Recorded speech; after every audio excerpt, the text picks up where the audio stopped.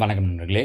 நீங்கள் டிஆர்பி எக்ஸாமுக்கு ப்ரிப்பேர் பண்ணாலும் சரி, டிஎன்பிஎஸ்சி குரூப் 4, குரூப் 2, குரூப் 1ன்னு எந்த எக்ஸாமுக்கு ப்ரிப்பேர் பண்ணாலும் கட்டாயம் அந்த கொஷின் பேப்பரில் மேத்ஸில் அவங்க கேட்கக்கூடிய கேள்விகளில் 2 கேள்வி இடம்பெறக்கூடிய டாபிக் எது அப்படின்னு சொல்லி பார்த்தீங்கன்னா, ஏபி அண்டு ஜிபி, கூட்டுத்தொடர் வரிசையும் பெருக்குத்தொடர் வரிசையும். இந்த 2 டாப்பிக்லேருந்து கட்டாயமாக 2 கேள்விகள் நீங்கள் எந்த கொஷின் பேப்பர் எடுத்து பார்த்தீங்க அப்படின்னாலும் இருக்கும். ஸோ அது அவ்வளோ முக்கியமான டாபிக்னும் போது அதுக்கு நம்ம எவ்வளோ இம்பார்ட்டன்ஸ் கொடுத்து பார்க்கணும். ஸோ நான் அதை தான் உங்களுக்கு என்ன பண்ண போகிறேன் அப்படின்னா, இந்த வீடியோவில் கூட்டுத்தொடர் வரிசையை பற்றி சொல்ல போகிறேன். இதுக்கு அடுத்ததாக என்ன பண்ணுறேன் அப்படின்னா, இந்த கூட்டுத்தொடர் வரிசையிலேருந்து ஒரு 30 கேள்விகள் வச்சு ஒரு கொஷின் பேப்பரையும் நான் தரேன். இதை ப்ராக்டிஸ் பண்ணிட்டீங்கனாலே போதும், உங்களுக்கு கூட்டுத்தொடர் வரிசையில் அவங்க கேட்கக்கூடிய எல்லா கேள்விகளையுமே எத்தனை கேள்விகள் கேட்டாலும் நிச்சயமாக அட்டன் பண்ணுற முடியும். இந்த வீடியோவில் நான் உங்களுக்கு கூட்டுத்தொடர் வரிசை, அதாவது அரித்மெட்டிக் ப்ராக்ரஷன் அப்படின்னா என்ன, அதில் அவங்க என்னென்ன மாதிரியான கேள்விகள்லாம் கேட்பாங்க அப்படிங்கிறத சொல்கிறேன். அடுத்ததாக போட போகிற வீடியோவில், அதாவது கொஷின் ஒரு 30 கொஷின் போட்டு அதுக்கான ஆன்சர் கீ போடுவேன் இல்லையா, அதில் வரும்போது என்ன பண்ணுறேன் அப்படின்னா, அவங்க கேட்கக்கூடிய கொஷின்ஸுக்கு ஷார்ட்கட்டில் எப்படி ஆன்சர் பண்ணுறது, இங்கேயும் சில ஷார்ட்கட்ஸ் சொல்ல போகிறேன். கொஷினாக பார்க்கும்போது அதில் பர்டிகுலராக சில விஷயங்கள் இருக்கும் இல்லையா, அங்கே எப்படி பண்ணுறது அப்படிங்கிறத அந்த கொஷின்ஸில் நான் சொல்கிறேன். சரிங்களா? ஓகே, இதில் வாங்க. இது கூட்டுத்தொடர் வரிசையை பொறுத்த வரைக்கும் நமக்கு 10th ஸ்டாண்டர்ட் மேத்ஸ் புக்கில் மட்டும்தான் இந்த கூட்டுத்தொடர் வரிசையை வச்சு டாபிக் இருக்குது. சின்ன கிளாஸில் அதை பற்றின இன்ட்ரொடக்ஷன் இருக்குது, அதனால் பெருசாக இல்லை. இங்கே தெரிஞ்சிச்சு அப்படின்னாலே அதை பண்ணுற அளவுக்கு தான் இருக்குது. ஸோ 10th புக்கிலேருந்து இதை நம்ம எடுத்திருக்கோம். இதில் பாருங்கள், கூட்டுத்தொடர் வரிசை அரித்மெட்டிக் ப்ராக்ரஷன் அப்படின்னா என்ன அப்படிங்கிறதுக்கு அவங்க ஒரு சில விளக்கங்கள் கொடுத்துருக்காங்க. பாருங்கள், இந்த தீக்குச்சி வச்சு சில வடிவங்களை உருவாக்கியிருக்காங்க. இதில் பாருங்கள், எத்தனை தீக்குச்சி இருக்குன்னா 3.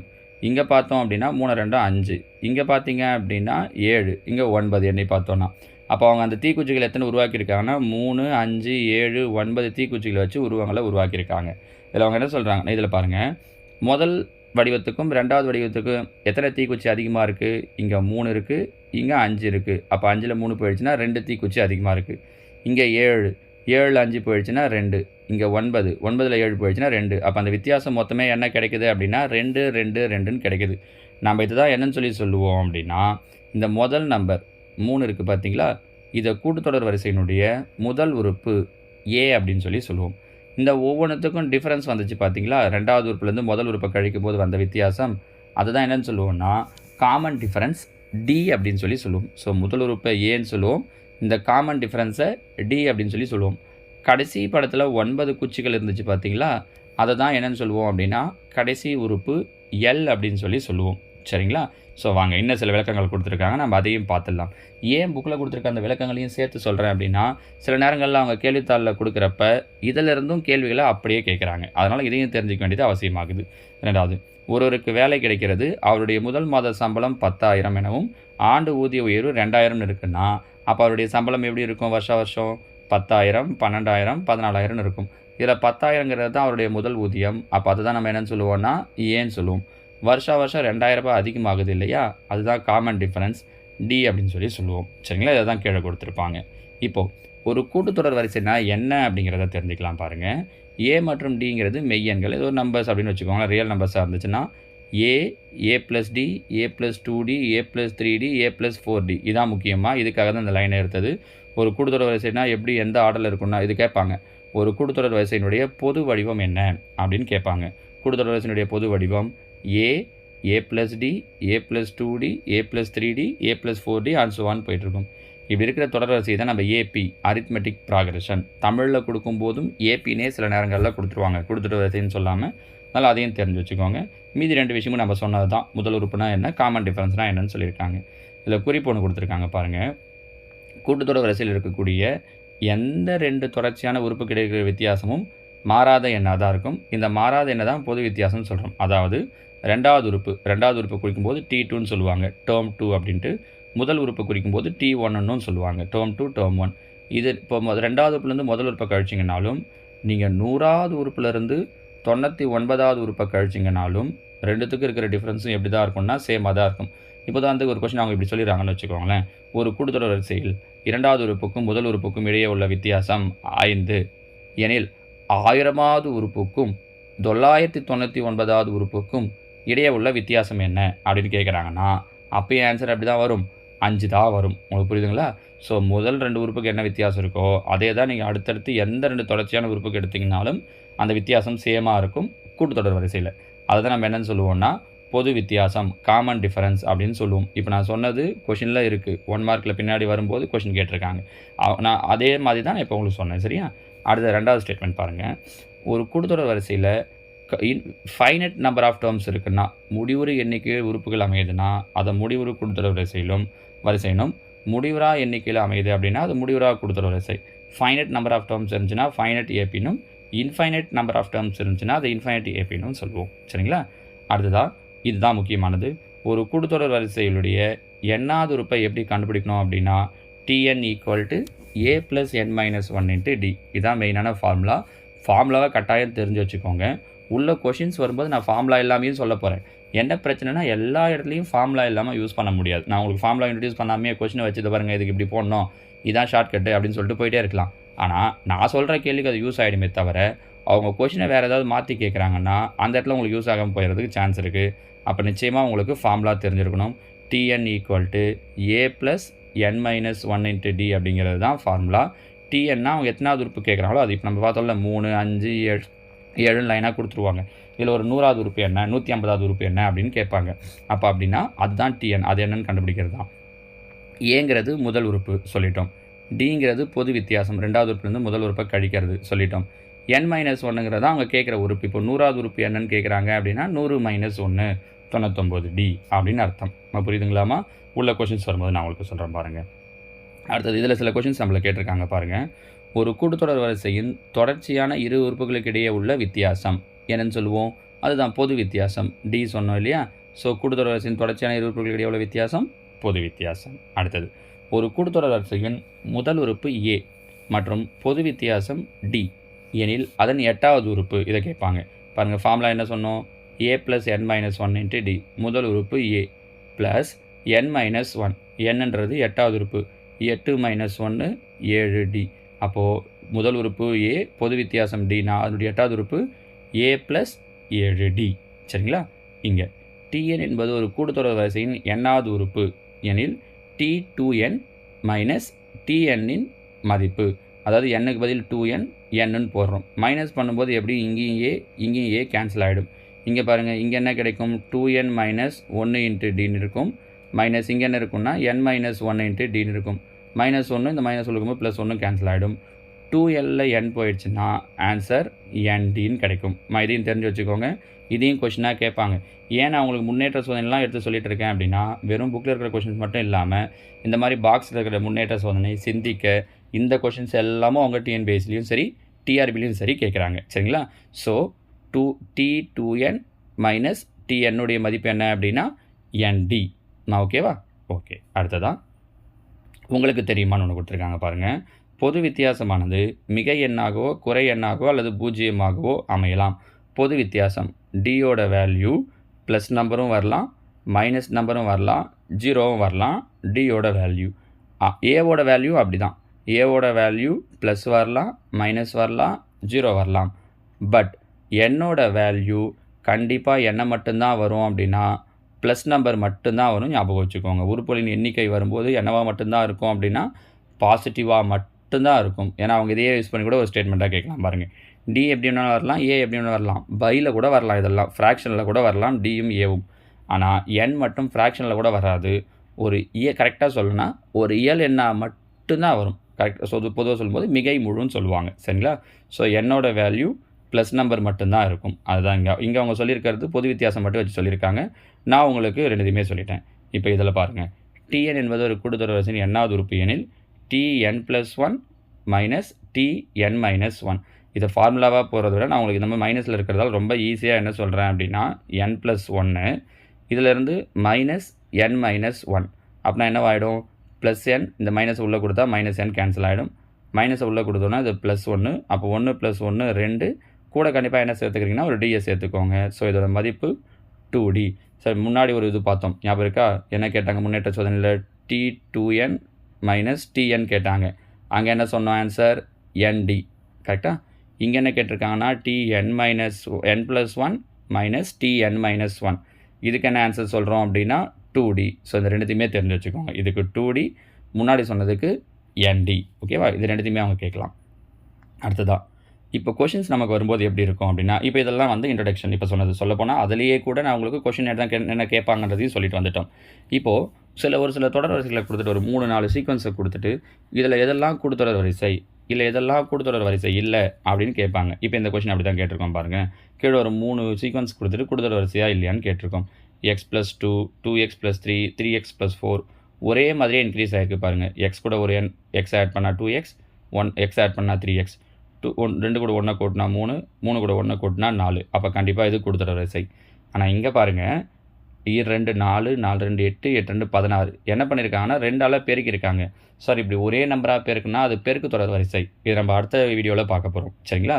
இது அவங்க கூட்டுத்தொடர் வரிசையான்னு கேட்டிருக்காங்க. அப்போ இது கூட்டுத்தொடர் வரிசை கிடையாது. அடுத்தது இங்கே பாருங்கள், எல்லாத்துலேயும் √2 இருக்குது. அப்போ நீங்கள் √2 வச்சு கன்ஃபியூஸ் ஆகாதீங்க. நம்பரை மட்டும் பாருங்கள். 3 2 5, 5 2 7, 7 2 9. ஆமாம், இது கூட்டுத்தொடர் வரிசை தான். ஸோ ஃபஸ்ட்டும் தோடும் கூட்டுத்தொடர் வரிசை, செகண்ட் இருக்கிறது கூட்டுத்தொடர் வரிசை கிடையாது. ஓகேவா? அடுத்ததாக குறிப்பு ஒன்று கொடுத்துருக்காங்க பாருங்கள். இப்போ நம்ம பொது வித்தியாசம் பார்த்தோம் இல்லைங்களா, D பொது வித்தியாசம் 0வாக இருக்குது அப்படின்னா அந்த தொடர் வரிசை நம்ம என்னென்னு சொல்லுவோம்னா மாறிலி கூட்டுத்தொடர் வரிசை, கான்ஸ்டன்ட் AP அப்படின்னு சொல்லுவோம். அதாவது என்ன அப்படின்னா, இப்போ 7 7 7 7 இப்படின்னே வருதுன்னு வச்சுக்கோங்களேன். இதோட டிஃப்ரென்ஸ் பார்த்தீங்கன்னா என்ன இருக்குது, 7 - 7 0, 7 - 7 0 எல்லாத்துலேயுமே என்ன தான் வருதுன்னா டிஃப்ரென்ஸ் வந்து 0 தான் வருது. ஸோ இப்படி இருக்கிறது தான் நம்ம என்னென்னு சொல்லுவோம்னா மாறிலி கூட்டுத்தொடர் வரிசை அப்படின்னு சொல்லுவோம். சரிங்களா? அடுத்ததாக உங்களுக்கு ஒரு கேள்வி கொடுத்துருக்கேன் பாருங்கள். இந்த ஃபார்முலா யூஸ் பண்ணுறது மாதிரி 3 15 27 39 என்ற கூட்டுத்தொடர் வரிசையின் 15வது உறுப்பு காண்க. இதை 2 விதத்தில் ஆன்சர் போடலாம்.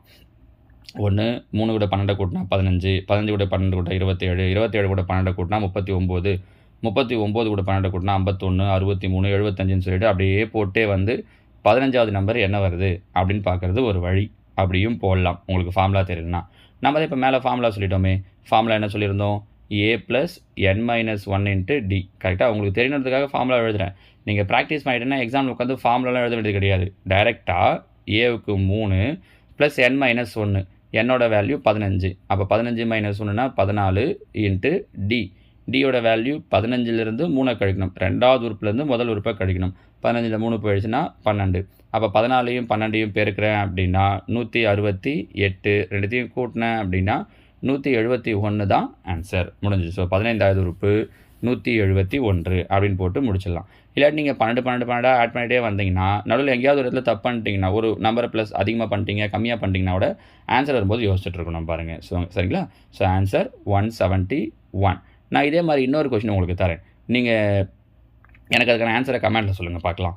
3 15 27 39 இதே சீக்வன்ஸ் தான் என்ற தொடர் வரிசையில் நான் 15 எடுக்காமல் 24வது உறுப்புன்னு கேட்டிருந்தால் என்ன ஆன்சர் வரும்? என்ற தொடர் வரிசையின் 24வது உறுப்பு காண்க. இதுக்கு ஆன்சர் கீழே நீங்கள் கமெண்டில் சொல்லுங்கள். சரிங்களா? ஓகே. அடுத்தது குறிப்பு பாருங்கள். ஒரு முடிவுறு கூட்டுத்தொடர் வரிசையில் முதல் உறுப்பு A, கடைசி உறுப்பு L எனில் அக்கூட்டுத்தொடர் வரிசையில் உள்ள உறுப்புகளின் எண்ணிக்கை, இது ரொம்ப முக்கியமானது பாருங்கள். உறுப்புகளின் எண்ணிக்கை, என்னோட வேல்யூ நம்ம இதை யூஸ் பண்ண போகிறோம். உறுப்புகளின் எண்ணிக்கை n = L - A/D + 1. அதாவது நம்ம இப்போ இது வரைக்கும் பார்த்தது இத்தனையாவது உறுப்புன்னு சொல்லிடுவாங்க. அது என்ன வரும் அப்படின்னு கேட்குறாங்கன்னா முன்னாடி சொன்ன ஃபார்முலா. இங்கே என்ன பண்ணுவாங்கன்னா முதல் உறுப்பு சொல்லிடுவாங்க, கடைசி உறுப்பு சொல்லிடுவாங்க, அதில் மொத்தம் எத்தனை உறுப்பு இருக்குன்னு கேட்பாங்க. அப்போ உறுப்புகளின் எண்ணிக்கை நம்பர் ஆஃப் டேர்ம்ஸ் கேட்குறாங்கன்னா n = L - A/D + 1ங்கிறது ஃபார்முலா. வாங்க அந்த மாடலில் நான் உங்களுக்கு ஒரு கொஷின் சொல்கிறேன். 3 6 9 12 and so on 111 என்ற கூட்டுத்தொடர் வரிசையில் உள்ள உறுப்புகளின் எண்ணிக்கை. இது நம்ம ஏற்கனவே உங்களுக்கு டெய்லி கொஷின்லையும் கொடுத்துருக்கோம். இதை 2 விதத்தில் ஆன்சர் பண்ணலாம். ஒன்று என்னென்னா அப்படியே 12 15 18ன்னு கூட்டிகிட்டே எழுதிட்டே போயிட்டு 111 எத்தனாவது இடத்துல வருதுன்னு, அது ஒரு பெரிய வேலை. இன்னும் இதில் நிறைய யூடியூப்பில் பார்க்குறப்ப இதுக்கு ஷார்ட்கட்டில் போடலாம் அப்படின்னு சொல்லிட்டு 3ஆம் வாய்ப்பாட்டில் போட்டுடலாம் அப்படி இப்படின்லாம் சொல்லியிருந்தாங்க. இந்த கொஷினை நேரடியாக கேட்டாங்கன்னா ஷார்ட்கட் எல்லாம் ஓகே. இப்படி கேட்காம அவங்க நம்பரை வச்செல்லாம் வேறு ஏதாவது கொஞ்சம் பெரிய நம்பராகவோ டிஃபரன்ஸ் பெருசாகவும் இருக்கிற மாதிரி கேட்குறாங்கன்னா எந்த ஷார்ட்கட்டுமே உங்களுக்கு பயன்படாது பாருங்கள். ஃபார்முலாவில் போகிறது மாதிரி தான் வரும். அதனால் கட்டாயம் ஃபார்முலாவை தெரிஞ்சு வச்சுக்கோங்க. இப்போ தான் சொன்னோம் ஃபார்முலா என்ன சொன்னோம், L - A/D + 1. எல்லோட value 111. எல்னா last term கரெக்டாக. ஏன்றது முதல் உறுப்பு, ஏவோட வேல்யூ 3, 11 - 3 /Dங்கிறது காமன் டிஃபரன்ஸ். 6ல் 3 போயிடுச்சுன்னா 3 - +1 கரெக்டாக. அப்போ அப்படின்னா 111ல் 3 போயிடுச்சு அப்படின்னா 108/3 + 1.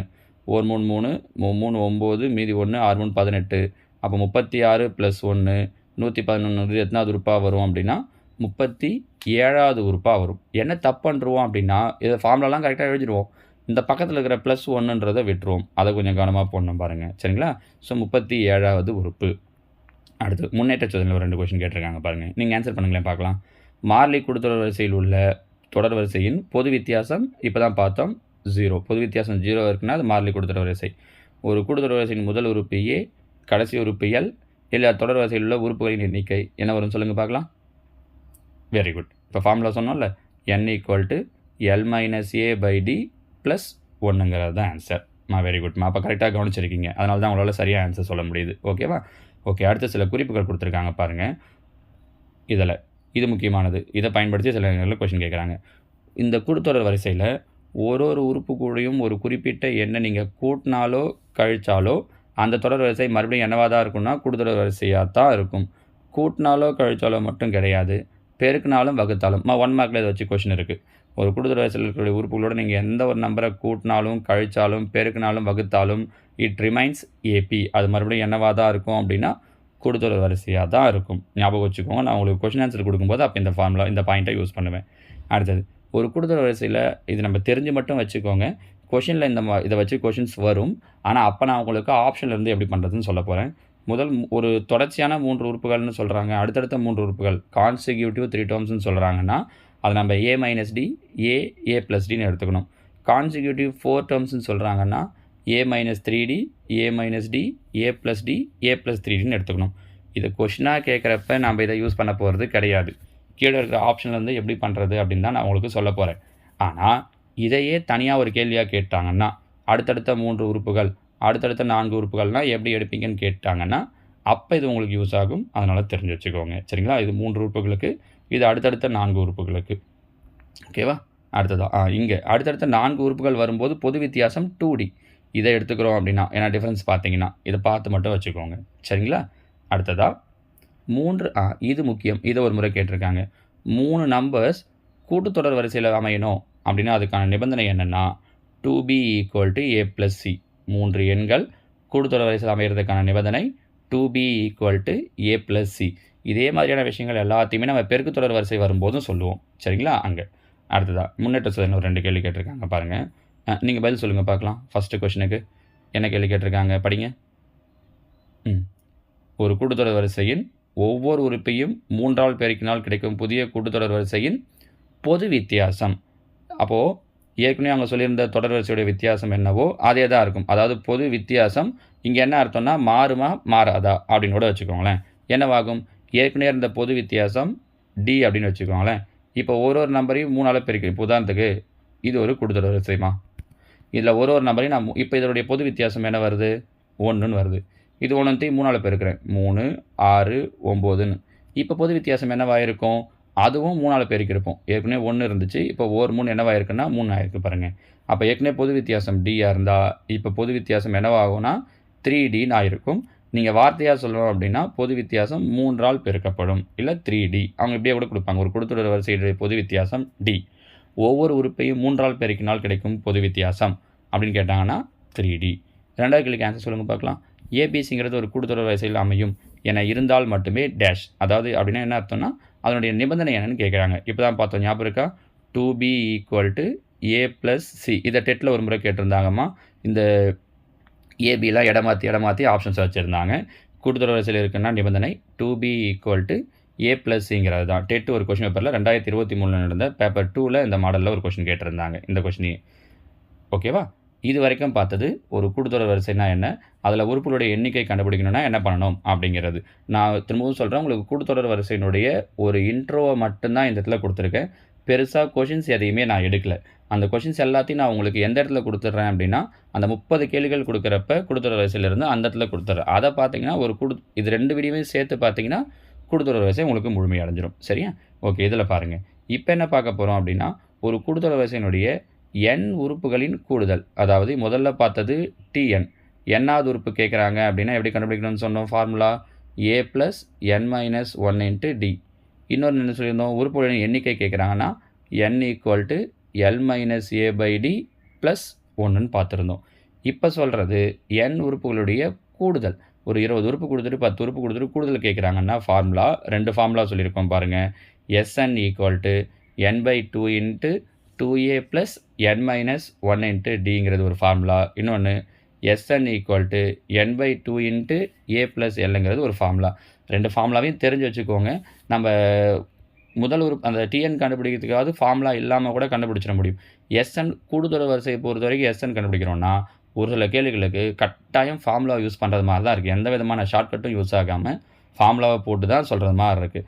ஏன் சார் 2 ஃபார்முலா கொடுத்துருக்காங்க அப்படின்னா, இடத்துல என்ன வித்தியாசம்னா, இங்கேயும் n/2 இங்கேயும் n/2, இங்கே 2a இங்கே a, ஆனால் இங்கே n - 1 × dன்னு இருக்குது, இங்கே வெறும் lன்னு இருக்குது பாருங்கள். அதாவது ரெண்டுத்துலேயும் வித்தியாசமாக இருக்கக்கூடிய லெட்டர் எதுனா, இங்கே d இருக்குது, இங்கே l இருக்குது. அதாவது அவங்க கொடுக்கக்கூடிய சீக்வன்ஸில் காமன் டிஃபரன்ஸ் d தெரிஞ்சதுன்னா இந்த ஃபார்முலாவை யூஸ் பண்ணலாம். லாஸ்ட் டேர்ம் L தெரிஞ்சதுன்னா இந்த ஃபார்முலா யூஸ் பண்ணலாம். ஸோ 2 ஃபார்முலாவையும் தெரிஞ்சு வச்சுக்கோங்க. அவங்க கேட்குற கொஷினை பொறுத்து நம்ம எதை யூஸ் பண்ண போகிறோன்றது இருக்குது. ஓகே, இதில் முன்னேற்ற சோதனையில் சில கேள்விகள் கேட்டிருக்காங்க பாருங்கள். ஒரு தொடர் வரிசையில் உள்ள உறுப்புகளின் கூடுதல், அதுதான் Sn கண்டுபிடிக்கிறதுக்கான ஃபார்முலா கேட்டிருக்காங்க. Sn = இப்போ பார்த்தா 2 ஃபார்முலா ஞாபகம் இருக்குது இல்லையா? n/2 × 2a + n - 1 × d, இன்னொன்று n/2 × a + l. இந்த மாதிரி ஃபார்முலாவே நேரடியாக கேட்டாங்கன்னா கேட்கறதுக்கான சான்சஸும் இருக்குது பாருங்கள். அதனால் கண்டிப்பாக ஃபார்முலாவை தெரிஞ்சு வச்சுக்கோங்க. அடுத்தது, ஒரு தொடரில் முடிவுறு எண்ணிக்கையில் உறுப்புகள் அமையுமானால் அது என்னன்னு சொல்லுவோம்? முடிவுறு தொடர் வரிசைன்னு சொல்லுவோம். ஏற்கனவே பார்த்தது தான். அடுத்தது, ஒரு தொடரின் உறுப்புகள் டேஷில் அமைந்தால் அத்தொடர் ஒரு கூடுதொடர் எனப்படும். எதில் அமைஞ்சா? கூடுதொடர் வரிசையில் அமைந்தால் அது ஒரு கூடுதொடர் வரிசை எனப்படும். சரிங்களா? அடுத்தது, ஒரு கூடுதொடரின் முதல் உறுப்பு மற்றும் கடைசி உறுப்பு கொடுக்கப்பட்டால் n உறுப்புகளின் கூடுதல் காணும் சூத்திரம் சொல்லுங்க பார்க்கலாம். இப்போ சொன்ன அந்த முதல் கேள்விக்கு சொன்னது தாங்க, ரெண்டுத்தையும் சேர்ந்த மாதிரி கேட்டிருந்தாங்க. இங்கே முதல் உறுப்பும் கடைசி உறுப்பும் இல்லை, ஒரு கூட்டுத்தொடரின் முதல் உறுப்பு மற்றும் கடைசி உறுப்பு ரெண்டும், இது ரெண்டுத்தையும் கொடுத்தாங்கன்னா கூடுதல் கண்டுபிடிக்க என்ன formula? Sn = n/2 × a + l. இந்த ஃபார்முலா தான் கேட்டிருக்காங்க. சரிங்களா? சார், இந்த முன்னேற்ற சோதனை இருந்தெல்லாமும் கொஷின்ஸ் கேட்குறாங்க. நான் நல்லா இவ்வளோ தூரம் எடுத்து வச்சு ஒவ்வொன்றா சொல்லிட்டு இருக்கேன். சரிங்களா? இன்னும் சொல்லப்போனால் ஒரு யூனிட்லேயும் இந்த மாதிரி இருக்கக்கூடிய முன்னேற்ற சோதனை, சிந்தனை கிழமை எல்லாத்தையுமே நான் உங்களுக்கு சொல்கிறேன். அதுவும் குறிப்பாக மென்சுரேஷன்லேருந்து அந்த டாப்பிக்லேருந்து கொஷின்ஸ் கேட்குறாங்க. நான் அதையுமே உங்களுக்கு தனியாக எடுத்து சொல்கிறேன். ஓகே, இங்கே பாருங்கள். ஒரு கூட்டுத்தொடர் வரிசை கொடுத்துட்டாங்க. 8 7 1/4 6 1/2 5 3/4 என்ற கூட்டுத்தொடர் வரிசையின் முதல் 15 உறுப்புகளின் கூடுதல் காண்க. இது நீங்கள் கண்டுபிடிக்கணும்னா என்ன பண்ணலாம்? ஒருவேளை ஷார்ட்கட்டில் பண்ணணும் அப்படின்னு யோசிச்சிங்கன்னா முக்காவாக குறைச்சிட்டு வந்திருக்காங்க. 8 7/4 6 5 அடுத்தது 5 முக்காவாக குறைச்சிருக்காங்க. 5 4/4 இந்த மாதிரி முக்காவாக குறைச்சி 15 நம்பரை எழுதி அதை கூட்டலாம். நான் தேவைன்னா உங்களுக்கு அதையும் செஞ்சு காட்டுறேன். ஃபார்முலாவாக யூஸ் பண்ணணும் அப்படின்னா இங்கே பாருங்கள், முதல் உறுப்பு தெரியும், ஏவோட வேல்யூ 8, பொது வித்தியாசம் தெரியும், டியோட வேல்யூ எவ்வளோ குறைஞ்சிருக்கு? குறைஞ்சிருக்கு. மெயின் விஷயம் குறைஞ்சிருக்குன்றதால -3/4 குறைஞ்சிருக்கு, அதனால் மைனஸ். கரெக்டாக? ஏன்னா இப்போ 7லேருந்து 8 கழிச்சிங்கன்னா மைனஸ் வந்துடும்ல அது. அடுத்ததான் n பார்த்தீங்கன்னா 15 உறுப்பு கேட்டிருக்காங்க. அப்போ என்னோட வேல்யூ 15. ஃபார்முலா என்ன சொல்லியிருக்கோம்? நம்ம டி தான் தெரியுன்றதால first formula n/2 × 2a + n - 1 × d. நான் ஃபார்முலா வச்சும் சொல்கிறேன். இப்படி இல்லாமல் லைனாக நம்பர்ஸ் எழுதி எப்படி ஆட் பண்ணுறது அப்படிங்கிறதையும் நான் உங்களுக்கு சொல்லித்தரேன். சரியா? என்னோட வேல்யூ 15. அப்போ 15/2 × 2a. ஏவோட வேல்யூ 8, அப்போ 8 16 + n - 1 15. n - 1 15 1 போயிடுச்சுன்னா 14 × d. டியோட வேல்யூ -3/4. இங்கே பாருங்கள், 2 4 7 2 14. அப்போ 3 -21/2. இப்போது 15/2 இன்ட்டு இங்கே எல்சிஎம் எடுத்திங்கன்னா 2 16 2 32 32 -21. அப்போ மைனஸ் பண்ணிங்கன்னா 11 11/2. இது எதுவும் கேன்சல் பண்ண முடியாது. 15 11 பெருக்குனீங்க அப்படின்னா 165/2 4. So answer 165/4. ஒன்று இப்படியே ஃப்ராக்ஷனாக கொடுக்கலாம், இல்லாட்டி இது இம்ப்ராப்பர் அப்படிங்கிறதால மிக்சடாக மாற்றி கொடுக்கலாம். எப்படி? நன்னாங்கு 16 ஒரு நாள் 4 மீதி 1/4 41 1/4 இப்படின்னு கொடுக்கலாம். சரிங்களா? இது ஃபார்முலாவில் அப்ளை பண்ணுறோம் அப்படின்னா ஆன்சர். ஒருவேளை எனக்கு ஃபார்முலாலாம் தெரில சார், அந்த இடத்துல போகும்போது ஃபார்முலா மறந்துடுச்சு, எனக்கு வேறு எப்படி இதை நான் பண்ணுறது அப்படின்னா, அப்போ நீங்கள் என்ன பண்ணி ஆகணும் அப்படின்னா முக்காவாக மைனஸ் பண்ணி எழுதி ஆகணும். கொஞ்சம் டைம் எடுக்கும், ஆனால் ஃபார்முலாவே தெரியாத இடத்துல நீங்கள் இதை யூஸ் பண்ணிக்கலாம். 8 முக்கால் போயிடுச்சுன்னா 7 1/4, அதுக்கப்புறம் 6 அதுக்கப்புறம் 5 இது வரைக்கும் அவங்க கொடுத்துட்டாங்க. கரெக்டாக? இப்போ ஒரு 5 நம்பராக பிரித்து எழுதிட்டிங்கன்னா கூட ஈஸியாக இருக்கும். இது 5 5/4 முக்கால் போயிடுச்சுன்னா 5. அடுத்ததா இதுலேருந்து முக்காவை கழிச்சிங்க அப்படின்னா 4 1/4, இதுலேருந்து முக்காவை கழிச்சிங்க அப்படின்னா 3 1/2, இங்கேருந்து முக்காவை கழிக்கிறீங்க அப்படின்னா 2 1/4, இங்கேருந்து முக்காவை கழிக்கிறீங்க அப்படின்னா 2, இதிலேருந்து ஒரு முக்காவை கழிக்கிறீங்க அப்படின்னா 1 1/4, 10 நம்பர் ஆகிருக்கு. 5 5 10. இதிலேருந்து ஒரு முக்காவை கழிக்கிறீங்க அப்படின்னா 1 1/4லேருந்து முக்காவை கழித்தோம் அப்படின்னா அரையா, அரை. இதுலேருந்து ஒரு முக்காவை கழிக்கிறீங்க அப்படின்னா -1/4. இப்போ மைனஸில் வர ஆரம்பிச்சிருது பாருங்கள். -1/4. இதிலேருந்து ஒரு முக்காவை கழிக்கிறீங்க அப்படின்னா -1. இதுலேருந்து ஒரு முக்காவை கழிக்கிறீங்க அப்படின்னா -1/4. இதுலேருந்து ஒரு முக்காவை கழிக்கிறோம் அப்படின்னா -2.5. 5 உறுப்பு ஆகிடுச்சா? இது வரைக்கும் கூட்டணும். இது கூட நீங்கள் மைனஸ் வர எதையாவது கேன்சல் பண்ணிடலாம். கேன்சல் பண்ணிட்டீங்கன்னா இப்போ மைனஸில் வரதை மட்டும் பாருங்களேன். 2 1 3 4 5 5.5 வருது மைனஸில் வர்றது. இங்கே ஏதாவது இடத்துல இது வரைக்கும் மைனஸில் 5.5 வருது இல்லையா? இந்த 5ஐயும் இந்த அரையும் கேன்சல் பண்ணிடுறேன். -5.5 + 5.5 கேன்சல் ஆகிடும். மீதி இருக்கிற நம்பரை முதல்ல கூட்டுங்க. 8 8 7 15 20 26 30 35 37 38. முழு நம்பர் எல்லாம் 38 ஆகுது. இப்போது இந்த பின்னமாக இருக்கிறதெல்லாம் கூட்டலாம். செட்டாக சேர்த்திங்கன்னா ஈஸியாக இருக்கும். 4 1 1/2 1, இது 1 2 ஆச்சா? 2, இங்கே ஒரு 1 3, வேறு ஏதாவது இதோ ஒரு 4 இருக்குது பாருங்கள், 3 1/4. அப்போ அப்படின்னா 38 ஒரு 3 1/4 41 1/4. ஞாபகம் இருக்கா? நமக்கு இந்த ஆன்சர் தான் வந்துச்சு. நம்ம இந்த இம்ப்ராப்பராக இருந்ததை மிக்சராக மாற்றினதுக்கப்புறம் 41 1/4 வந்துச்சு. இது ஒரு அவங்க கலப்பிடமாக கொடுக்குறாங்க அப்படின்னா 164 ஒரு 1 165/4 வரும். இந்த ஆன்சர் தான். ஸோ நான் உங்களுக்கு ஃபார்முலாவில் யூஸ் பண்ணுறதுக்கும் சொல்லியிருக்கேன். இந்த மாதிரி போட்டு எப்படி பண்ணுறதுன்னு சொல்லியிருக்கேன். இப்படி போடும்போது அந்த முக்காவாக கழிக்க தெரியணும். தப்பு இல்லாமல் கழிச்சு போடணும். சரிங்களா? ரெண்டுத்துலேயுமே ஆன்சர் சேமாக தான் வரும். உங்களுக்கு எது ஈஸியாக இருக்குன்னு நினைக்கிறீங்களோ அதை எடுத்துக்கோங்க. சரிங்களா? இங்கே பாருங்கள், முன்னேற்ற சோதனையில் 2 கொஸ்டின் கொடுத்துருக்காங்க. இது சரியாக தவறான்ற பேஸில் கொடுத்துருக்காங்க. முதல் கேள்வி பாருங்கள். ஒரு கூடுதொடர் வரிசையின் எண்ணாவது உறுப்பானது Pn + Q என்ற வடிவில் அமையும். இங்கே P, Q ஆகியவை மாறிலிகள். ஆமாம். Tnோட வேல்யூ எப்பவுமே என்ன ஃபார்மேட்டில் இருக்கும் அப்படின்னா Pn + Q அப்படிங்கிற ஃபார்மேட்டில் தான் இருக்கும். இந்த ஸ்டேட்மெண்ட் கரெக்டு. அடுத்தது பாருங்கள், கூடுதல் வரிசையின் n உறுப்புகளின் கூடுதல். இங்கே கேட்டிருக்கிறது Sn. Pn² + Qn + Rங்கிற ஃபார்மேட்டில் அமையும்னு சொல்லியிருக்காங்க. இது தப்பு. Sn உடைய வேல்யூ என்ன ஃபார்மேட்டில் அமையும் அப்படின்னா Pn² + Qn அப்படிங்கிற ஃபார்மேட்டில் தான் வரும். அந்த இடத்துல உங்களுக்கு கூட என்ன வராதுன்னா கான்ஸ்டன்ட்டும் வராது. ஏன்னா வெளியிலேயே n இருக்கிறதால உள்ளே போகும்போது n² n தான் கிடைக்கும். கான்ஸ்டன்ட்டும் கிடைக்கிறதுக்கு வாய்ப்பு கிடையாது.